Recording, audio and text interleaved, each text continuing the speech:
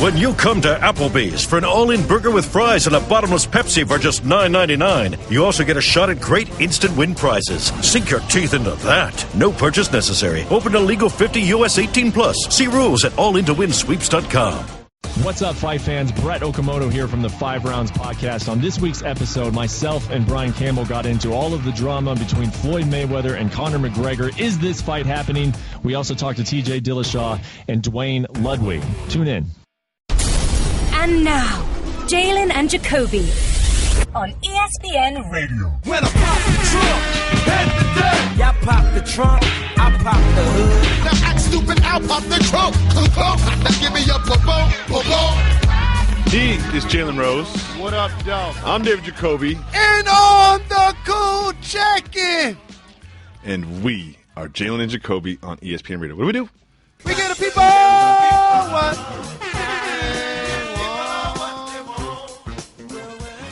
The people are getting prepared for the NBA All-Star Weekend, but the fun part is on the Wednesday before the All-Star Weekend, almost every single franchise plays a game.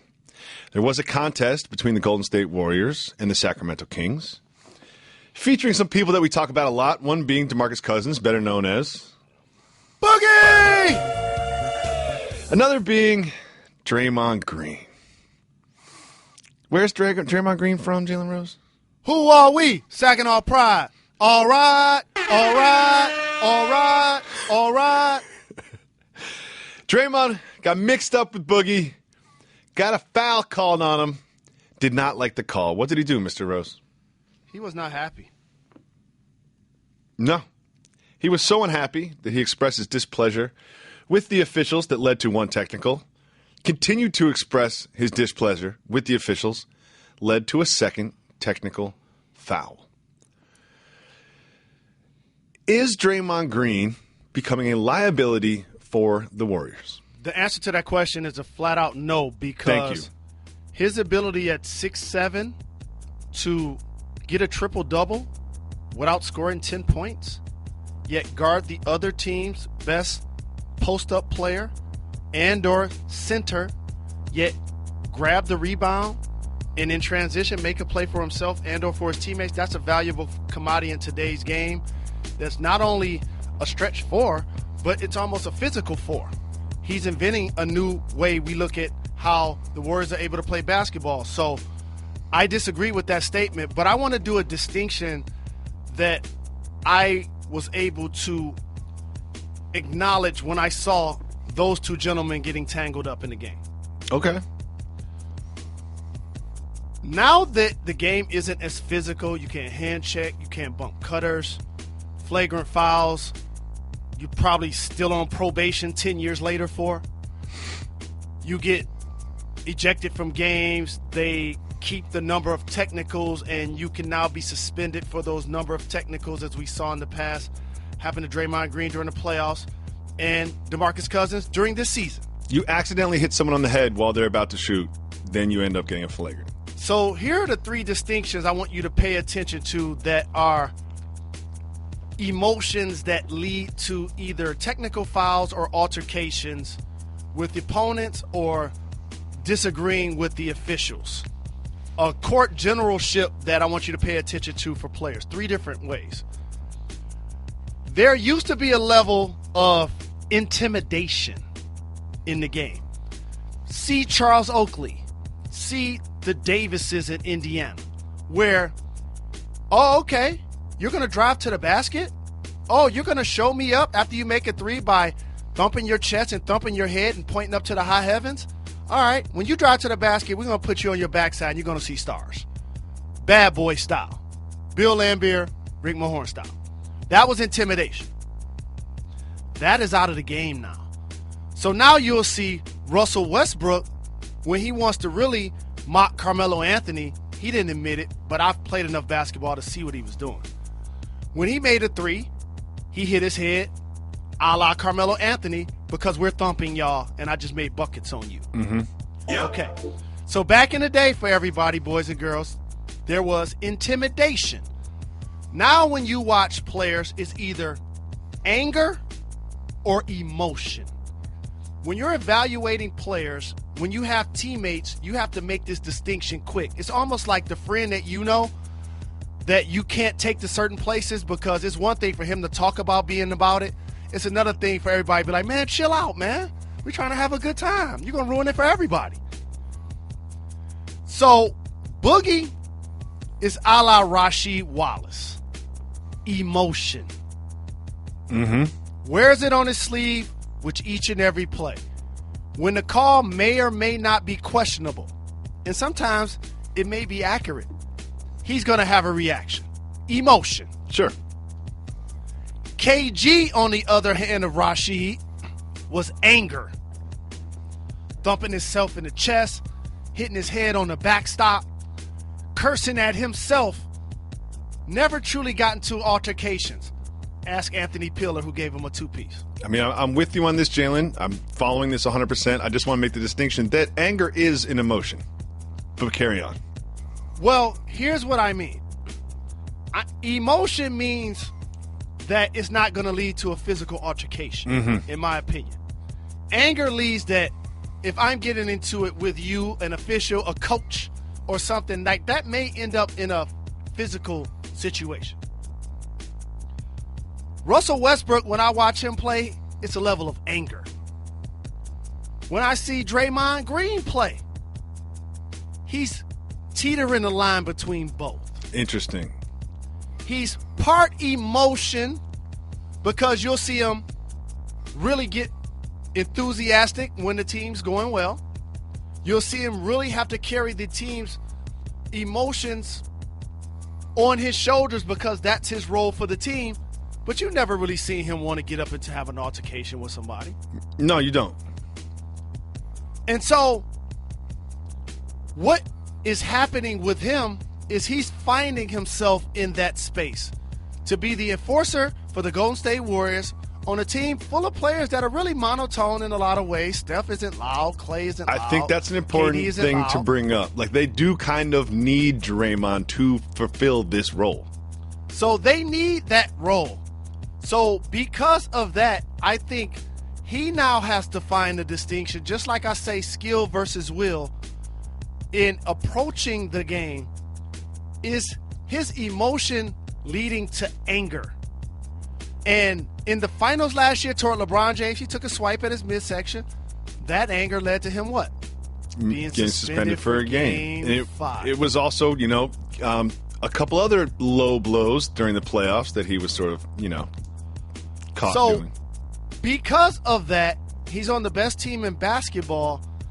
He has to find a way to nurture the fact that I'm not going to win every play, every situation, every argument, but we got a chance to win 73 games because they've done that before. And I think he will.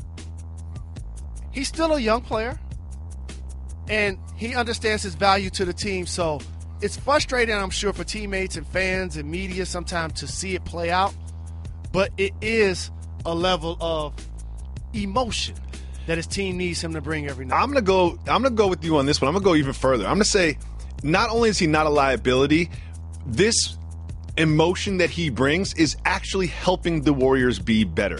Now, you see him getting into it with KD on the sidelines, and KD does an interview with Bill Simmons and says that he kind of needed that at that moment.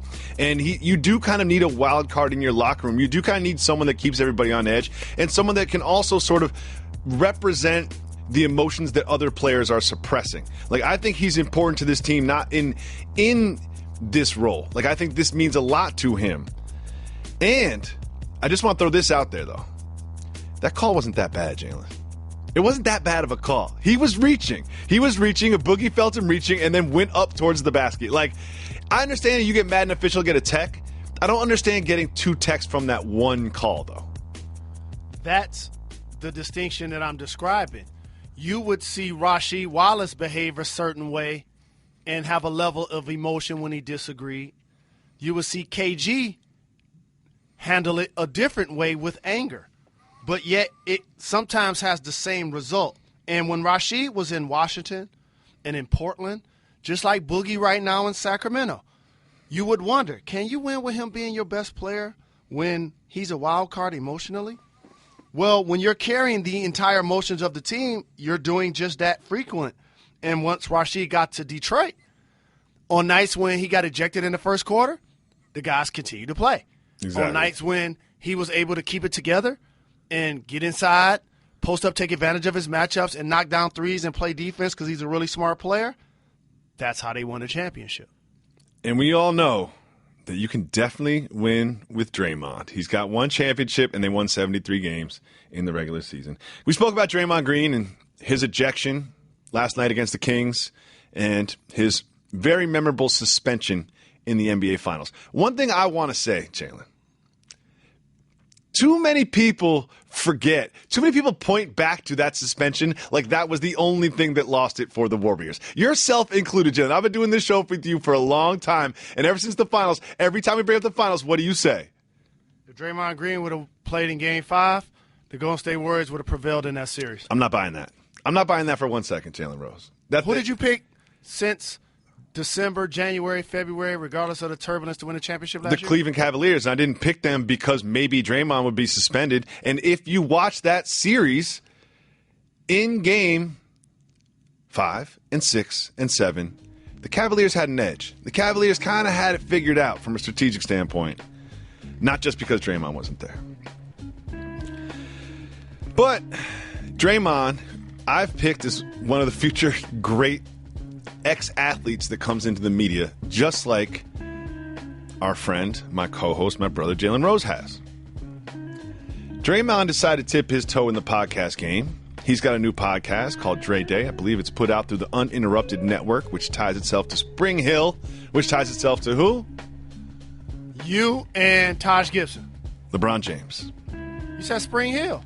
Oh, duh. That's LeBron James' production company with Max. You're not reading Pablo Torre's great magazine articles. They're too long for you. I was actually reading an email, actually. I didn't even hear the first part of what you said.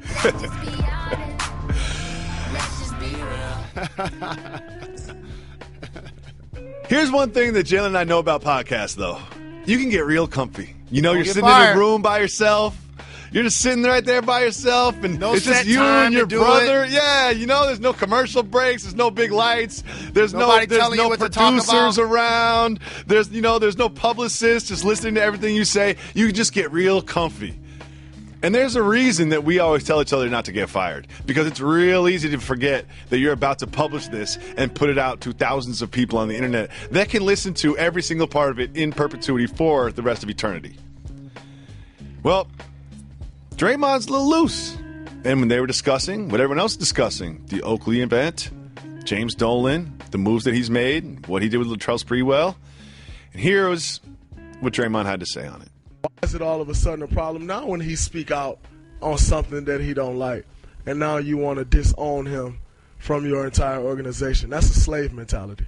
You're doing it for me, it's all good, but now you're doing it against me, or not necessarily against me, but you're speaking out against my organization.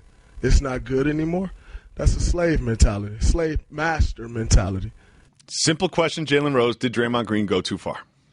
Yes, because here I am as the elder statesman in this situation, truly understanding the word slavery when it gets invoked. It's almost such and so taboo that we should not go there in any way, shape, or form. What that did to create a level of genocide to generations and generations of black people can never be quantified by what takes place in professional sports as it relates to a former athlete having a disagreement with his owner about how the owner has been inept with running his franchise, in that player's opinion.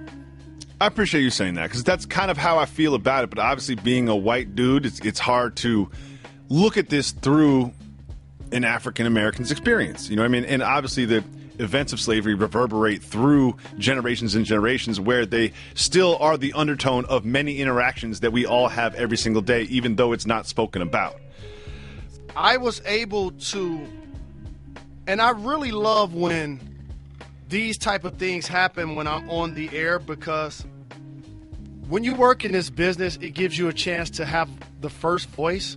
And whether people pretend to be listening or not, you get to hear your word, and then you get to hear people disseminate what you said and kind of make it their own. And you sit back and stick out your chest and be like, I know they heard me say that. But they phrase it in their own ways. So I'm going to go back to what I said when this first broke that Sunday when Latrell Sprewell was his guest at the game. What James Dolan did was not a slave master mentality. What it was, I consider an art of war tactic. It's a vicious one, too, by the way. Explain. James Dolan, in the position of power, can now manipulate individuals that could carry more strength together by dividing them to his benefit. And so if LJ, who works for the team, Spree, who played for the team, and Oakley are all pulling in the same direction, that now puts them in a position of strength against said oppressor, in this case, James Dolan. Mm-hmm. But when he's able to fracture that relationship, he now, for public consumption, do a trade. And it's not the deadline yet. And what he did was trade 10 years of Charles Oakley's service to the New York Knickerbockers, the respect, showing up, playing hard every night, the admiration that the fans have for him because they felt like he represented the heartbeat of the town. 10 years of that service, and he traded it for 5 years of Latrell Sprewell's service, who had the exact same reputation to the fans. The difference is Sprewell's relationship, get ready for this, is even more strained with Dolan than Charles Oakley's was. So much so he hadn't been back to the Garden for 13 seasons. So now all of a sudden, said person in position of power using this vicious art of war tactic says, okay, I fell out with Charles Oakley publicly, but hey, look at me. I got LJ here, I got Spree here, I got Bernard King here. My organization is ranked #1 in Forbes. I'm doing a pretty good job, everybody. The things that you guys saying about me, though we haven't won a championship, I'm clearly doing well. The problem is that guy who was intoxicated at the game, who has to get the help that he needs, who had to get escorted out of the game, and who I'm not going to apologize to, yet I'll meet in privately with Adam Silver, and or lift the ban, and or even promise to do what? Have a Charles Oakley Appreciation Day to make it go away. That has no semblance of slavery, where blacks were deprived of their rights, their privileges, and were treated like property, like 3/5 of a man, so much so they couldn't even carry their own last name. That created a genocide that lasted and continues to carry and permeate itself throughout society in a lot of different shapes, forms, and fashions, even if you look at ownership. Because when you look at who owns teams, there is one black owner.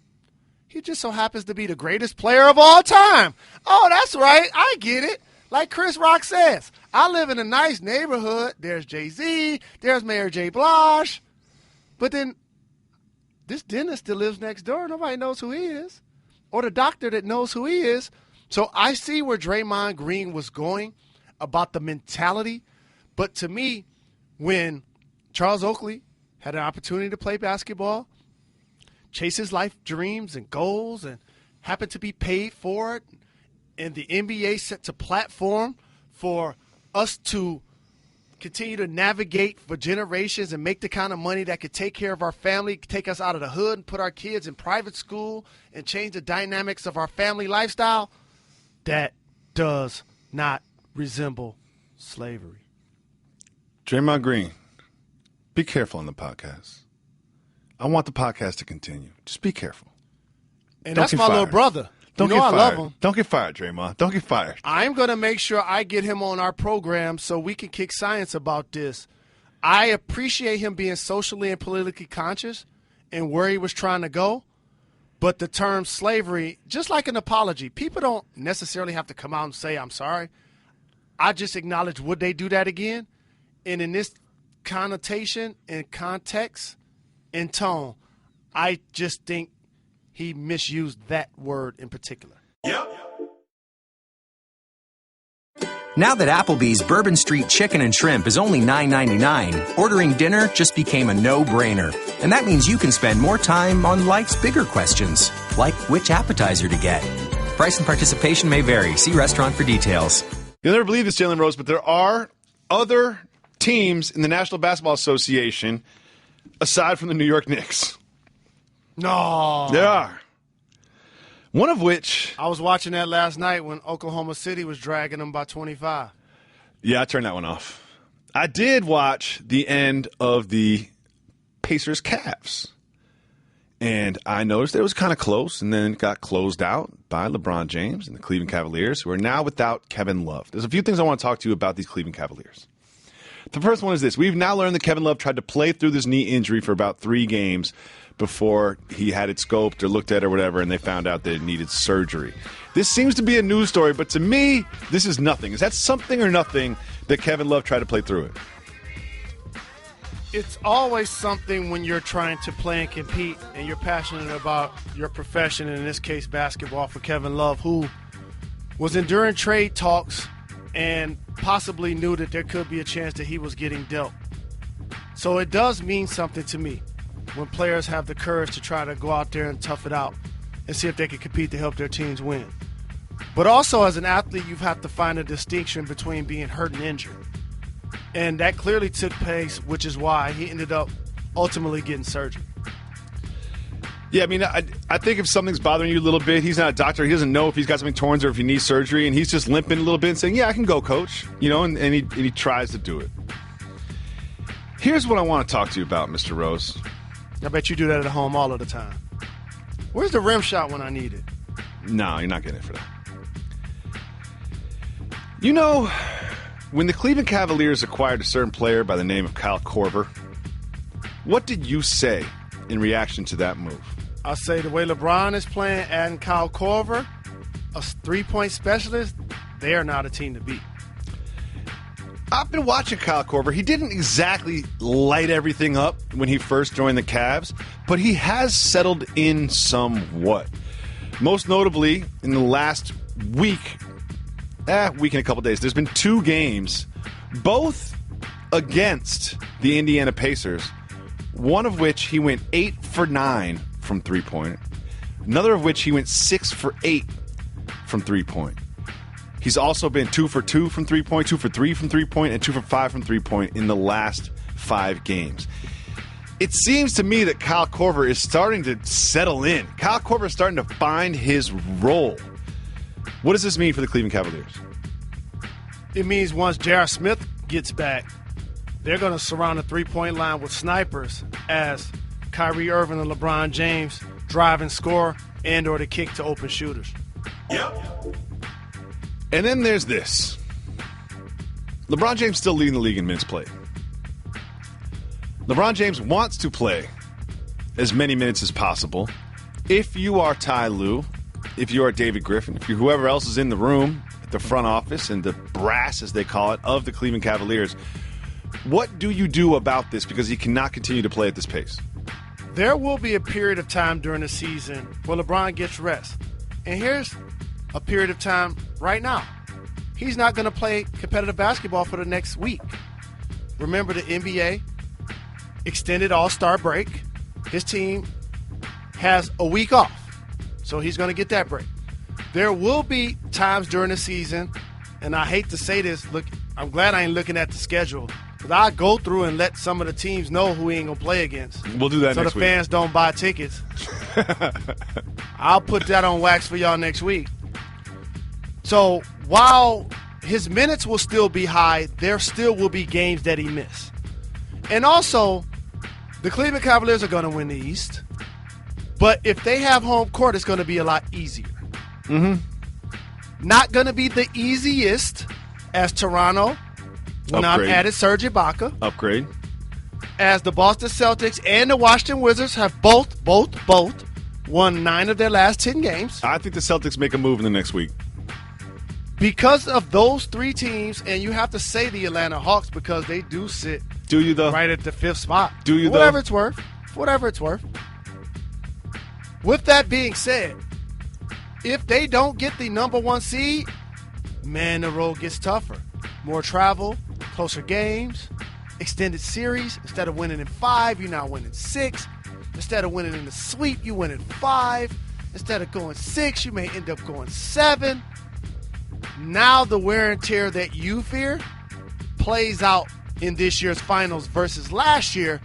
When you look back at the entire duration of the playoffs when it started in mid-April to when the champions were crowned in June, he played limited basketball in that few-month period. Does LeBron James take his talents to South Beach as he has in the past, just for a little weekend or so after the All-Star break?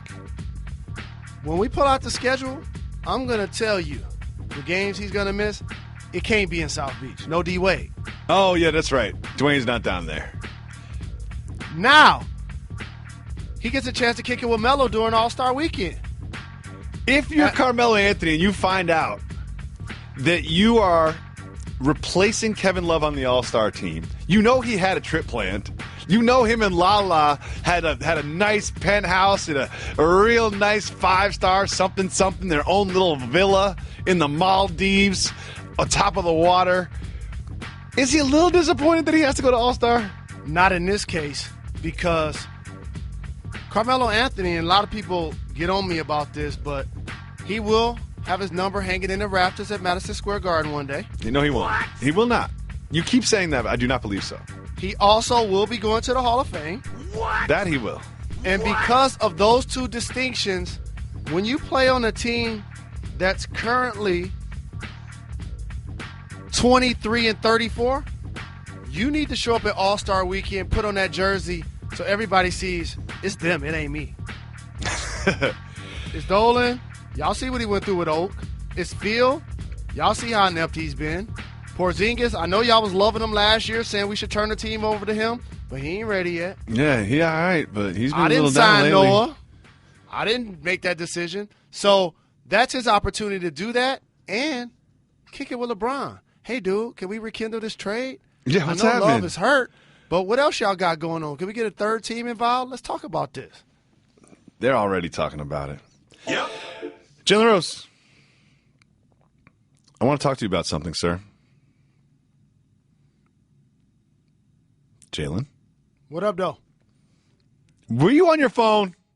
No, I was listening. You know I'll tell you if I was on the phone. I was on the phone earlier when you asked me about You lying? Why you always lying? Can't stand this program. I quit. You know what? Here's what should happen. For the next 3 months, why don't we just take my name off the show and just call it David Jacoby? I love that Let's idea. do that. I love that idea. You know What we that. should probably do is you should just do a segment and then I'll do a segment. We'd both be so much happier. You know, because we both want to get our shots up. Let's just do that. We'll switch off. We'd be KD and Westbrook. Yeah. So, Jalen, you have a production company, 3-Tier Entertainment. Yes, sir. I'm a producer. By trade. We live in Los Angeles. Get it. We fancy ourselves as entertainment executives, media, Fancy, huh? budding media moguls. You fancy, huh? We got a lot One day we'll of get heat there. we're going to bring to the people, too. We got a lot of good ideas we're going to bring to And some you of the guys things out you there. have to do in this position of a wannabe media mogul is you have to evaluate projects and just see whether or not it'll work. I've got 3 projects that have been announced, and we're going to grade them from 1 to 100. I just made that up. And here they are. A movie and a book about Tom Brady's journey to winning Super Bowl 51 is in the works. So we're going to start with Deflategate, court case. He gets suspended. It's unjust. And then he returns to the field and leads the Patriots to a come-from-behind Super Bowl victory and is handed the trophy by Roger Goodell, his nemesis. 1 to 100. I would say my personal level of interest, 50. Yeah, I'm like 60 maybe. Everybody else's level of interest, because he got a lot of fans. He had a lot of groupies. fans, but And also, he got a lot of people who really don't know the sport but know his accomplishments. So I would say the level of enthusiasm for everybody else would be 90%. I'm go 60 on that one. I'd love to see who they cast for Giselle. Next one. Malcolm Butler. Wrong place, wrong time. Is having a movie made about him. What? It's a shame what happened to Flip. Malcolm Butler is the hero of the last Patriots Super Bowl 2 years ago. We all know the goal line interception, his rise from unknown to Super Bowl hero. 1 to 100, your level of interest. I'm always interested to see how people go from their background to making it to be a professional athlete and a champion. So I can't say none. So I'll say 15%. Wow. I'm going above Tom Brady. Just like I'm going 61% because the Tom Brady story we all know. The Malcolm Butler story is interesting to me, and I don't like spoilers. I don't like going to movies knowing what's going to happen, and I don't know all about Malcolm Butler's background. You're not being real. Hit the brakes. No, I'm being real. All right, hit the brakes for you, please. All right, I'll hit the brakes. You never said please to me in my entire life. Thank you. Here's what I mean by level of interest. You don't run your household. Who runs your household? My kids, my wife. Okay, so you guys have a Saturday. Somebody's going to watch the kids. What? You guys got a chance to go to the movies. Ooh. Woo! Whoa.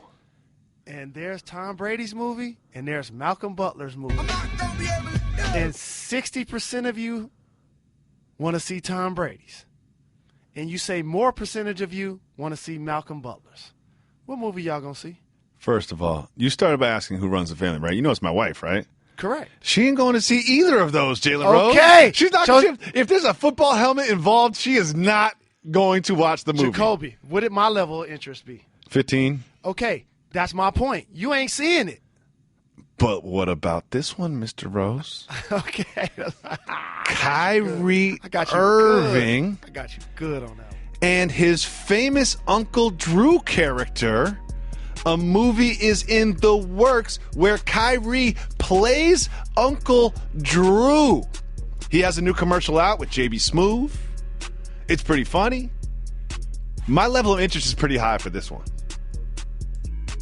My level of interest is high for that one, too, because that can be kid-friendly if done properly. And it can be funny. See, one thing about like a biopic, it's like you have certain lines you have to stay within based on the story, but with Uncle Drew, it's a completely made-up character. All we know about him is he's old and he gets buckets. And you can create an entire world around that. His origin story, his friends. Let me guess, he's got a posse of 4 friends and they barnstorm around playgrounds and get buckets.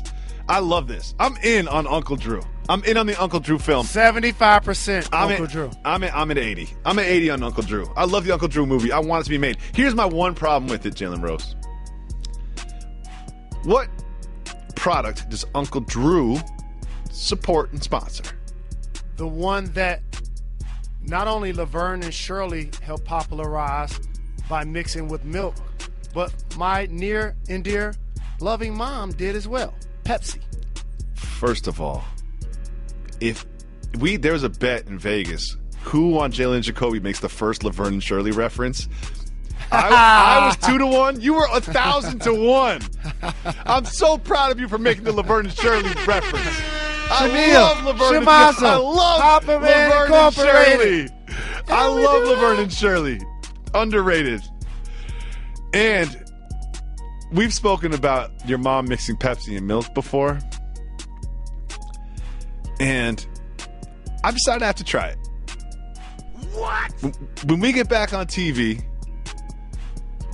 just like the great Mrs. Rose, I'm going to get the recipe, make sure I have the mix right. Is it 1-to-1? Is it 2-to-1? A little more milk, a little more Pepsi, and I will try it right on camera. Awesome. On this show. And if you want to see something else that we did as a precursor, you have to Google the Bill Simmons eating a nutmeg. Oh, it was cinnamon, the cinnamon challenge. Cinnamon. Bill Simmons cinnamon challenge is one of the greatest things that's ever happened in this studio. We've been trying Are we back on YouTube yet? We've been trying to top that ever since. We will be back on YouTube. Man. We will be back on YouTube.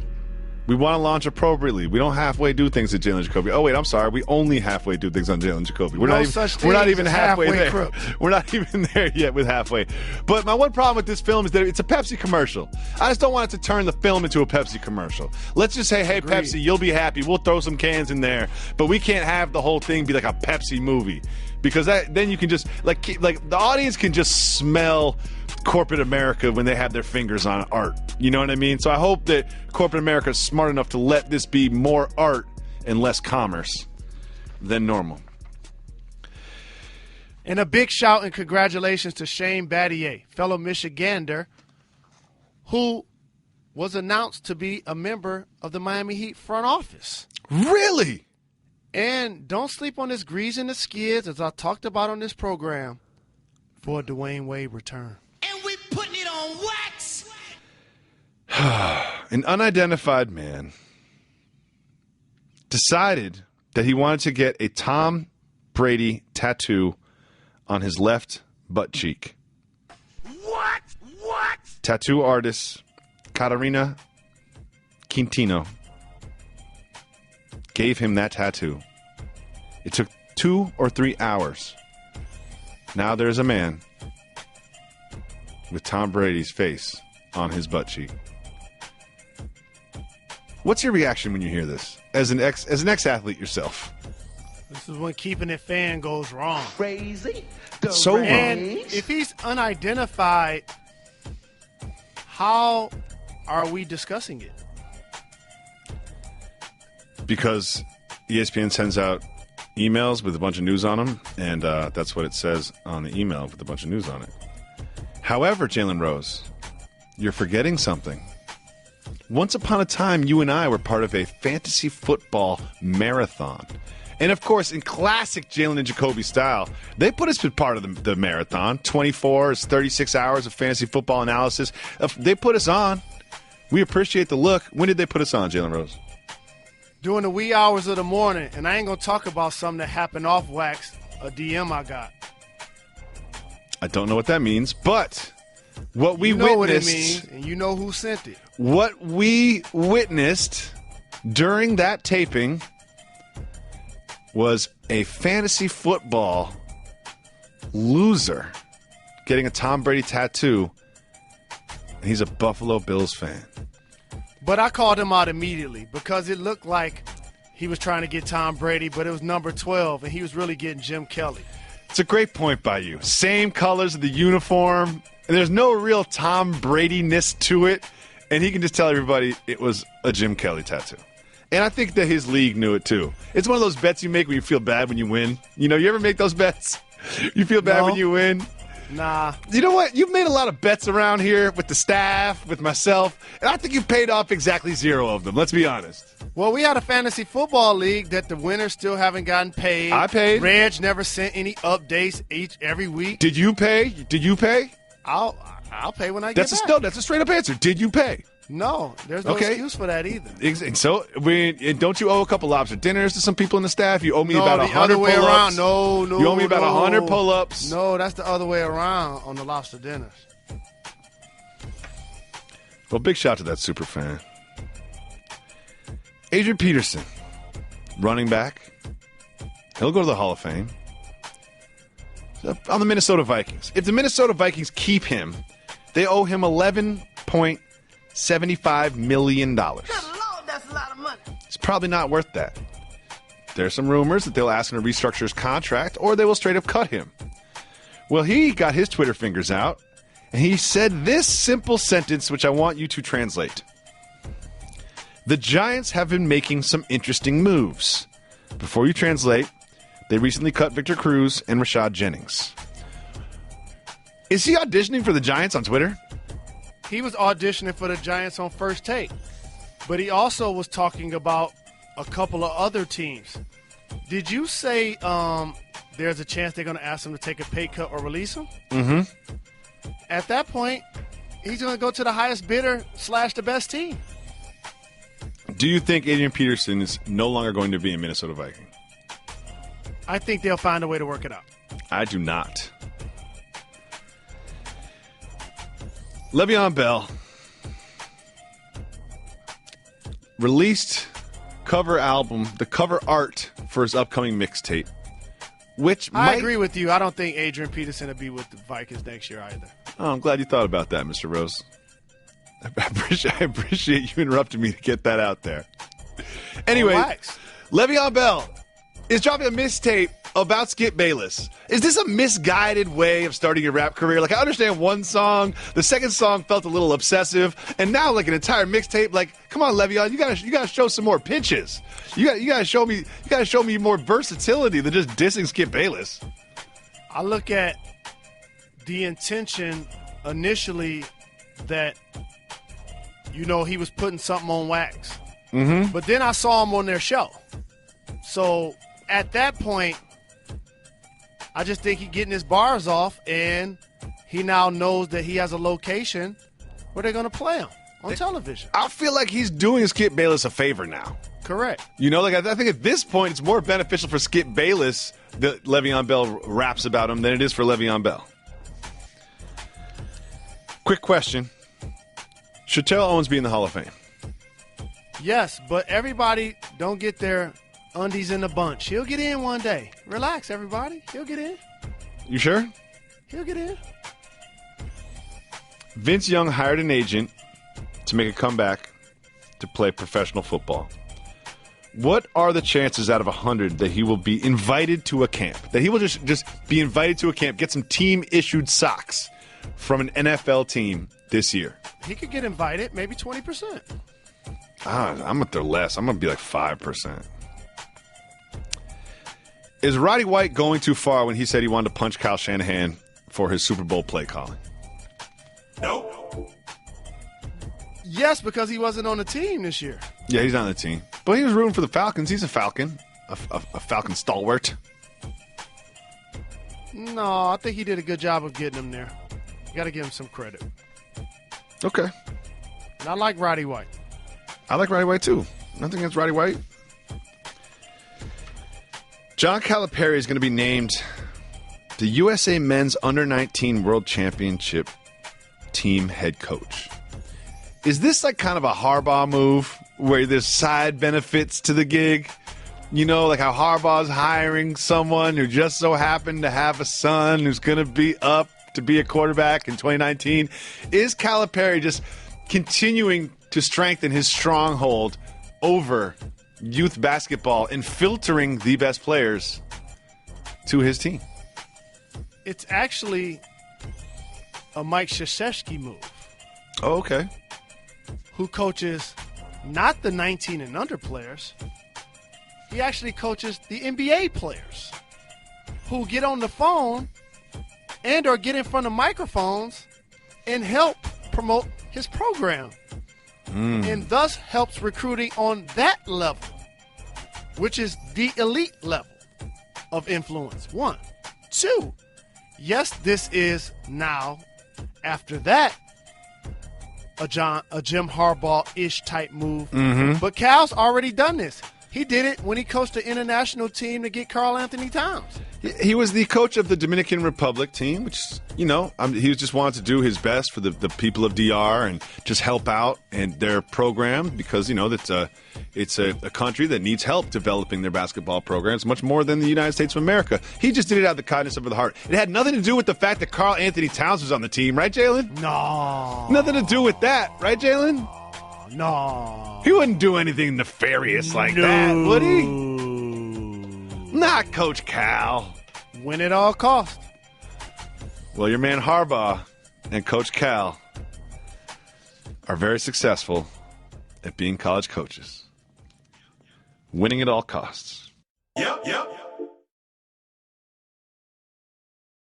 Hi, this is Maury Moreland Morrison, here to tell you Geico has more than just great savings. Much more. Yes, while Geico could help you rack up more moolah faster than you can say metamorphosis, they've also been the fastest growing auto insurer for more than 10 years. That's more like it. Furthermore, Geico has fast and friendly claim service. That might seem like an oxymoron, but it's not.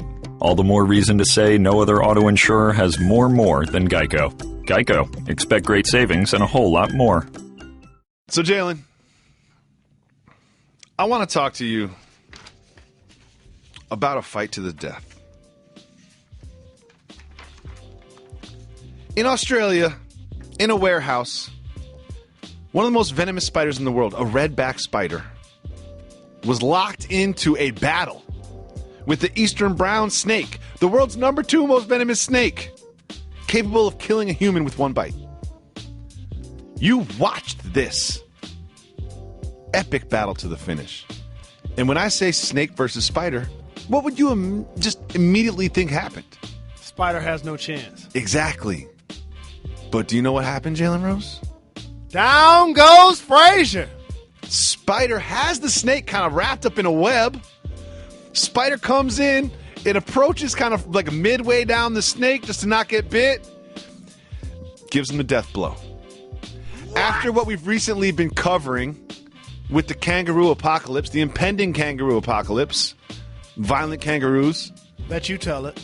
Spread all over Australia, attacking joggers, clawing at windows, trying to get inside human homes so they can habitate, cohabitate, whatever they mean, habitate those Australian homes. Kangaroos are trying to take over, and now we got spiders and snakes. Does this discourage you from going to the great country of Australia? No, I think it's an overreaction by David Jacoby. All right, different question. If you worked at a warehouse where you saw a killer snake get killed by a killer spider, would you show up to work the next day? I would not, because first off, let me tell you what happened on that video that kind of horrified me. And you can Google it. It's easy to find. Spider versus snake. So I'm that kind of person that kind of dismisses spider webs. Like, I just knock it down with my hand. Just knock it down with anything. It's no big deal. You know? Spider I'm webs tall. can't mess with Jalen I have Rose. big feet, you know? As someone I'll just swat a spider down. As someone is tall, you do get your head caught up in some spider webs that are there because not everybody is as tall as you. And I'm like, wait a minute. This snake is about to handle this spider, no big deal. And all of a sudden, put that web out there, and like you said, put that death blow on him. I would not want to show up to work. And here's the other thing. It gave me a newfound respect for spiders. I got to stop underestimating them. I started taking them for granted a little bit. You did. That's one thing about you. People ask me what Jalen Rose is like. I say, you know one thing about Jalen? Take spiders for granted. Yeah. He's a great guy. He's a great partner. He's just a warm, great friend and colleague, but he takes spiders for granted. Got what I need. Jalen Rose, you also saw the picture of Phil Jackson on a bus. One thing I want to say about this picture, I don't think it's real. This was flying around Twitter last night. Phil Jackson on a bus wearing some lime green Nikes, taking up 2 seats. Ugh. Do you think that was legitimately an actual real picture of Phil Jackson riding a New York City bus in the midst of all of this turmoil? Let me tell you something. You think it's hard to get a cab in New York City? Phil Jackson couldn't even flag down a bus. Oh, you're going the way he running the Knicks. I love what you're doing. Bus driver wouldn't stop for Phil Jackson. Bus driver would not stop for him. Keep going. Bus driver would not stop for Phil Jackson. That had to be fake. Great point, Jalen. Great point. I didn't even think of that angle. I thought it was maybe photoshopped or it was like from 10 years ago. But I would say that as someone who spent a lot of time in New York City, if you're in the outer boroughs, sometimes buses are necessary. Take the train to the bus. Train doesn't cover as much ground. If you're in Manhattan, unless you're going across town through the park, there's really no reason to be on the bus. No. Man, the kind of money he got, he could jump on a helicopter. Exactly. I just feel like Phil getting on the bus would be a worse decision than Joakim Noah's contract. We're going to open up our 1-800-Flowers Twitter questions, Twitter feed. We asked you, because I have a personal vendetta against the NBA skills contest. I just believe it should be replaced. So we asked you to replace it for us. And here is what someone who comes across my Twitter feed often, a gentleman by the name of Chris True. What Chris True does is he sits a couple rows behind the opposing bench at Pelican games, takes observations, maybe heckles a little bit, gets inside people's heads. He's a good follow at Chris True. He said this, mascot half-court challenge, Pierre T. Pelican would dominate, but that's besides the point. Have you seen, I believe Pierre has been replaced by the King Baby. Have you seen King Baby? No, sir. We'll Google that, and we'll talk about it tomorrow. In a similar vein, Minus had this suggestion. Mascot dunk contest would be a cool watch. Would you rather watch a mascot dunk contest that included trampolines and all the fixins, or the NBA skills contest? Be honest. We're barely able to watch the NBA players do a dunk contest. I love the dunk contest. That's on you. You're alone on that one. I'm very excited for the NBA I'd dunk definitely contest. rather see the skills competition. No, you wouldn't. That's a lie, Jalen. I have some favorite mascots. Boomer in Indiana, Rocky in Denver. I have a lot of respect. Benny the Bull, no question. Would you rather watch them dunk or Bill Laimbeer throw a bounce pass into a net? I would rather watch Boogie Cousins do it. Okay. East versus West battle rap. That's what Jay wants. My brother to the east. East versus West battle rap. Here's the problem with that. You major markets do it all the time. You forget about the South and the Midwest. You do it all of the time. No, Eastern Conference versus Western Conference. There is no South Conference. There is no Midwest Conference. Oh, okay. They want the actual NBA players to be in a battle rap. Nah. I like this one. Father-son 2-on-2 tournament. This like is from that Allen. Austin and Doc Rivers. Listen, Austin and Doc Rivers, LeBron and Bronny, Steph and Dell, Clay and Michael Thompson. 4 is enough. What about next year? What do you mean next year? You don't think Austin and Doc will be talking next year because they traded Austin to the Knicks for Carmelo? My point exactly. Oh, Reg gives me the rim shot. Jalen has to ask for it. Thank you, Reg. Right. Thank you, Reg. He gets the Erykah Badu treatment. This is good right here. This is from The Real Anonymous. What about an NBA talent show set up like America's Got Talent? I like that idea. I would rather watch that than someone throw a bounce pass into a net. Seriously. That'd be fun. Dame Lillard could rap. Someone else could dance. Someone else could, paint a picture. Not rolling. Really? Not rolling. I'm not gonna be able to do. All right, what about this? A game of 21 with the winner landing a roster spot on the All-Star team. Not rolling. The problem with that is there's no rules in 21. Too hypothetical. Do you play with rules in 21? There is no rules. Got to There's take no it rules. back, maybe.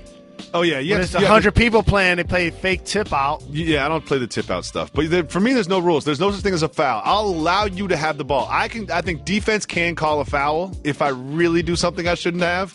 But there's no out of bounds. There's no rules. It would just get crazy. I wouldn't do that.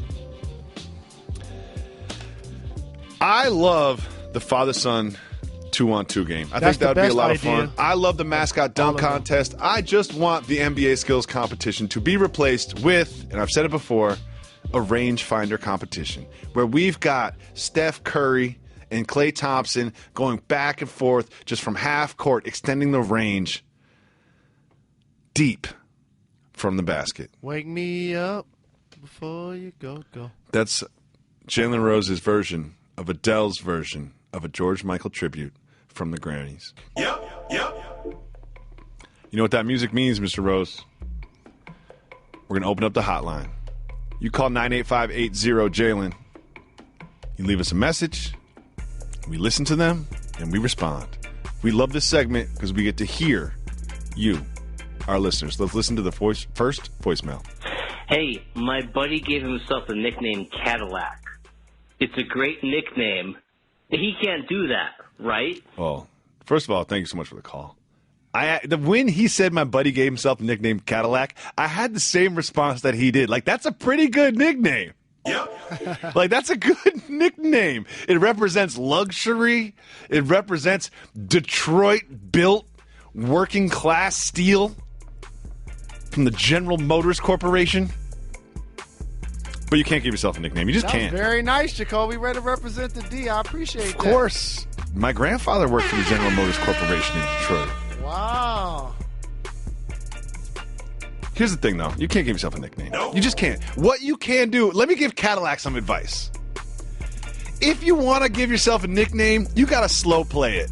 You know? You just got to work it in little by little. You can't just wake up one morning and say, everybody call me Cadillac. You know? You just kind of have to subconsciously start using the word Cadillac a little bit more.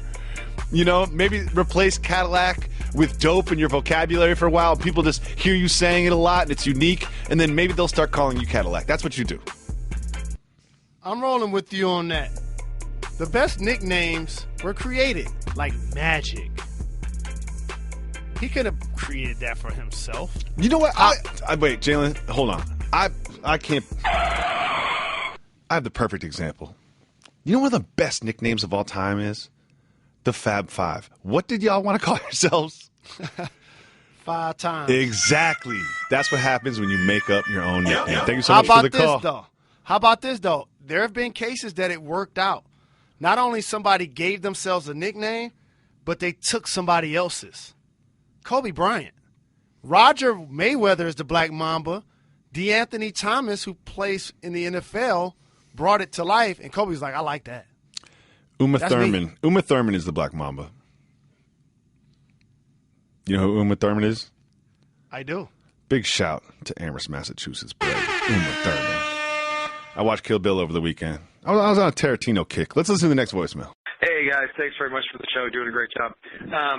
Given the longevity and given the dominance in college as well as the NBA accolades, can you make a case against why Kareem is not the GOAT? Thanks very much. So let me gather around, boys and girls. Okay. Get next to the campfire. Okay. You must learn. I got a marshmallow. A couple of things. Kareem Abdul-Jabbar and Bill Russell both grew up in eras where it was important for the athlete to be politically and socially conscious. Preach. There was a time in our country where African Americans were called to drink from separate fountains, to eat at specialized establishments, to go to segregated schools.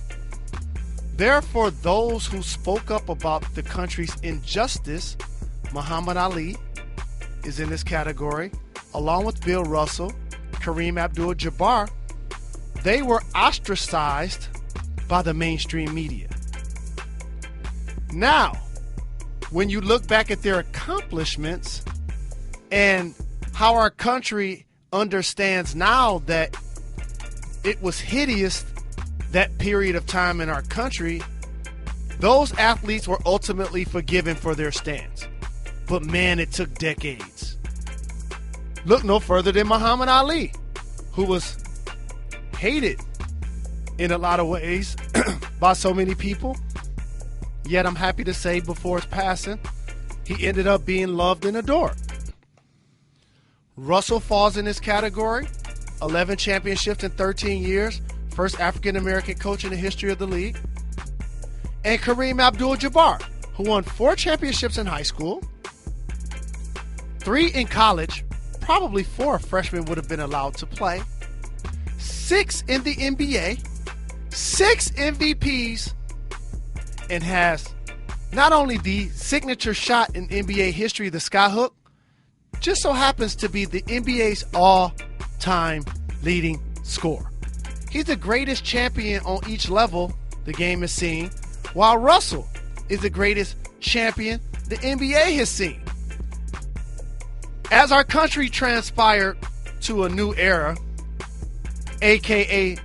the Jordan era, the 90s in particular, while he's the most dynamic, spectacular player, as Larry Bird would say, he's Jesus in gym shoes.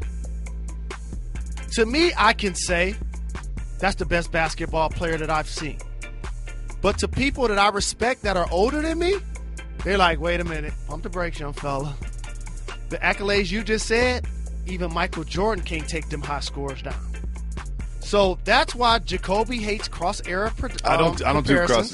Yes, that's my thing. I don't do cross-era comparisons because the game evolves, the human beings evolve, the technology evolves. So you can't really compare the life, the coaching, the nutrition, the growing knowledge, the intelligence, the basketball IQ that is passed down from generation to generation.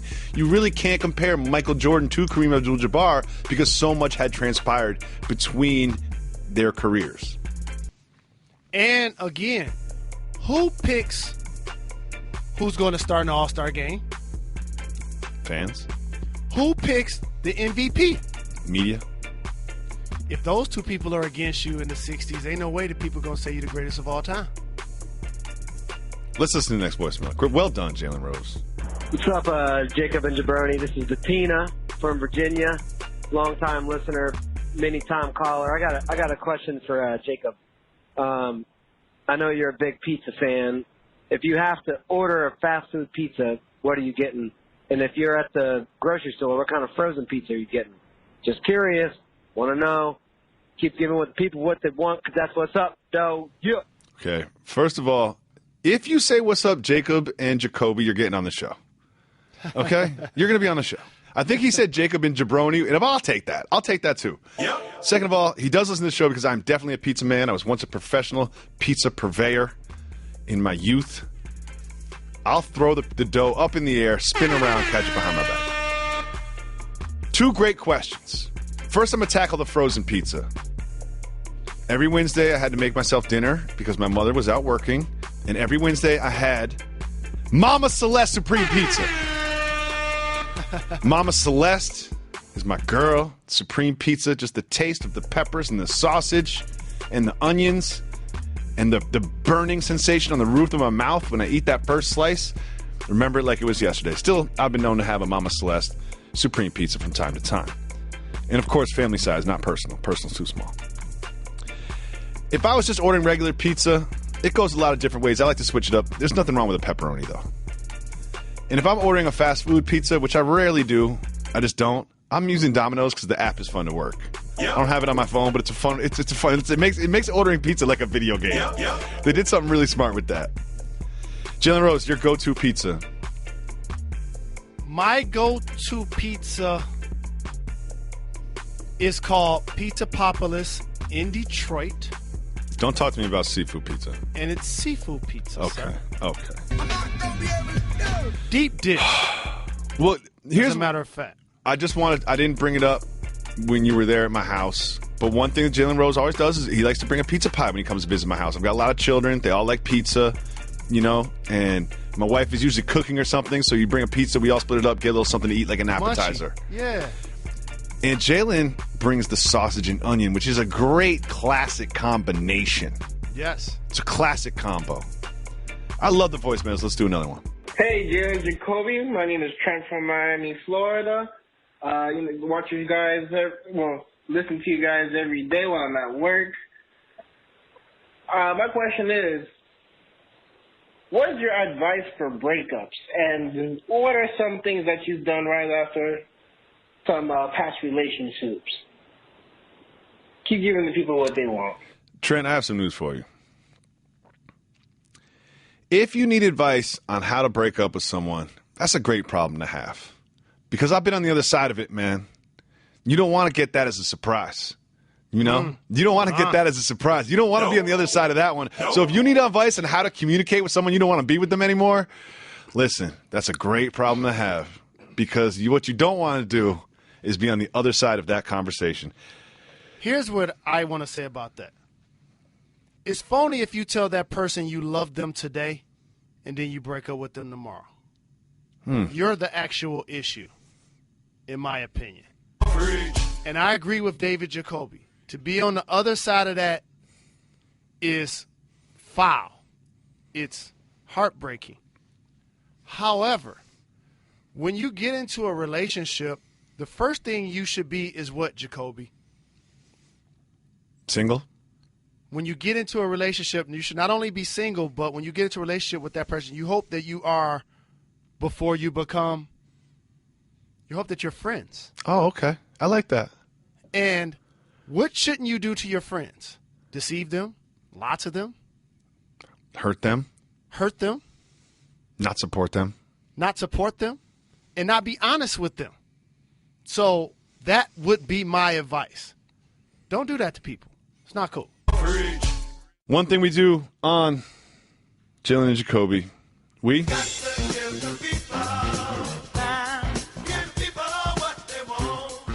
open up our 1-800-FLOWERS Twitter feed and we take feedback from our audience. We don't talk about ourselves too much. We don't really do the show about the show too much. But today I said, you know what I want to hear from the people? I want to hear some feedback. We say we give the people what they want, but we rarely ask the people directly what they want us to do. That's an oversight. That's why when I do appearances and or speaking engagements, I don't want to go to talk about what I want to hear myself say. Ooh. Who's going to be in the audience? What's trending amongst the individuals that are going to be present? What's valid and legitimate that they actually want to hear? So I appreciate all of our J&J supporters since day one, and we have tough skin. It's okay to give us some feedback that we may or may not like. You ready? Let's get it. Great idea from Smokey Rondo. Since you guys love international callers, dedicate a day to their voicemails. It's a great idea. That's a great idea. Why wouldn't we do that? Why wouldn't we do that? Well, one thing is, and I don't even mind, we'll get a bunch of people lying about where they are. I'm cool with it. You know, you could say you're in Madagascar if you're just in Michigan. That's fine. I don't know the difference. No, you can't promote that. We're not looking up IP addresses, Jalen. We're not looking up zip codes. I know, but we value integrity. Great point.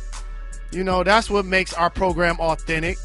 This is why we got so many Mr. Me Too's that watch our program and like PMD would eloquently say, my brother from yeah, you too. Okay, everybody meet Mr. Me Too. PMD would say, biting our business formats and techniques like rabies. Yep. We welcome our international callers, and so please be legitimate. Don't perpetrate the fraud. Love the idea. I like the idea too.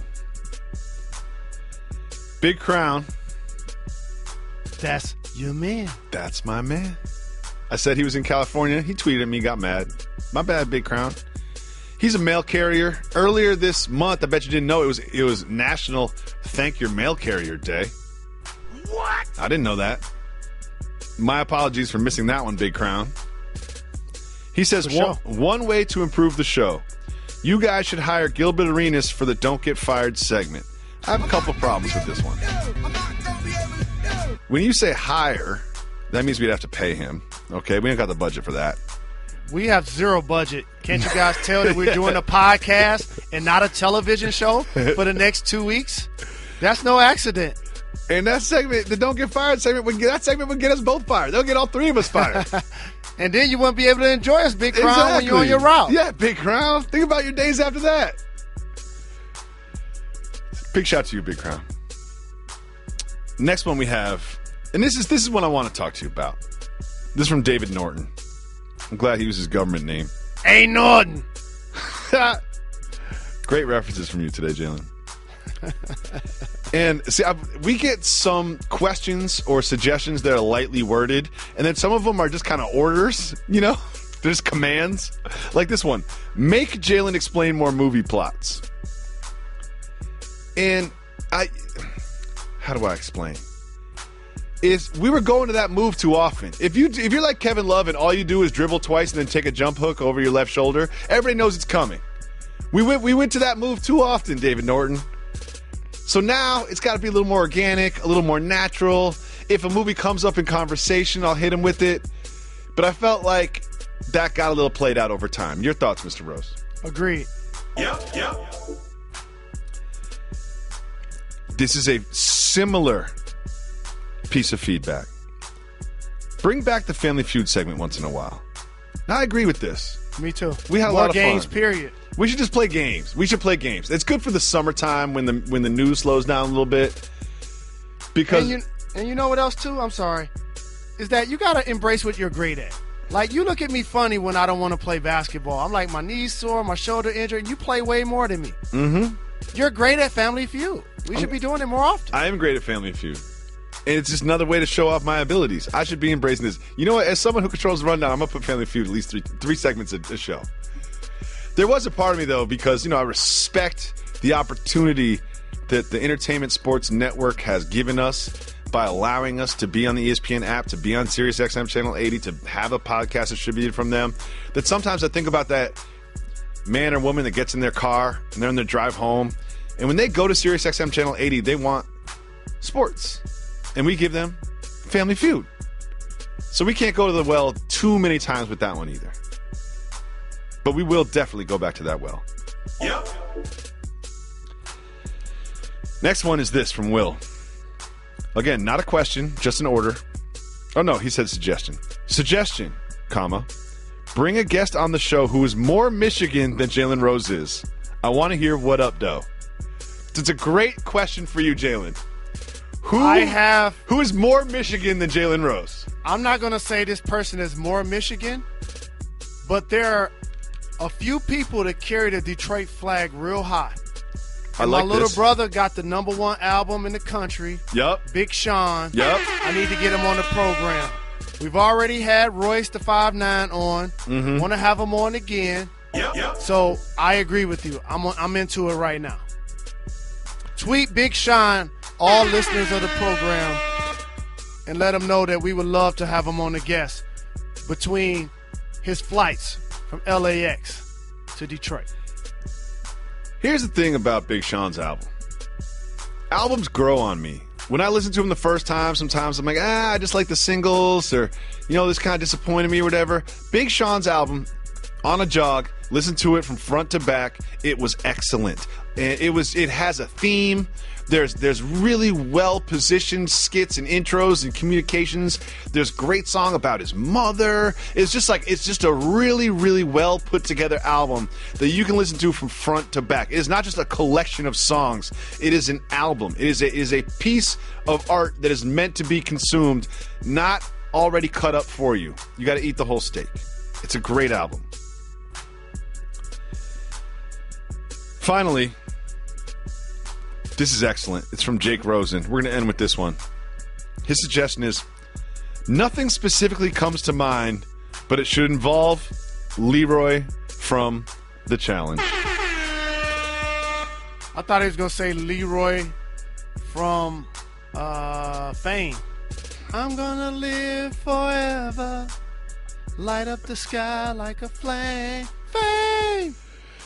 Did you know Debbie Allen, who I love, and her husband, Norm Nixon, who I also want to have on the program, gave me my first facial. What? While I was watching the NBA Finals, Knicks in Houston. And before you know it, the next game, the OJ chase happened. True story. What? Thank you so much for listening to the podcast. Thank As you. always, we love and respect our podcast listeners. Everyday listeners are our favorite listeners. Continue to call in to 98580-JALEN. Tweet us at Jalen and Jacoby, and we'll continue to try to.